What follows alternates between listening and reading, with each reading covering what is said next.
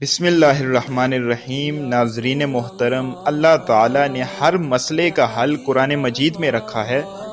اب یہ ہم پر ہے کہ ہم کیسے اس سے استفادہ حاصل کرتے ہیں۔ جس قسم کی بھی پریشانی ہو یا قرض ہو تو اس کے لیے ایک بہت ہی آسان سا عمل، آسان سا وظیفہ میں آپ کو بتاتا ہوں۔ آپ اس وظیفے کو کریں اور جس مقصد سے کر رہے ہیں اس کو اپنے تصور میں رکھیں۔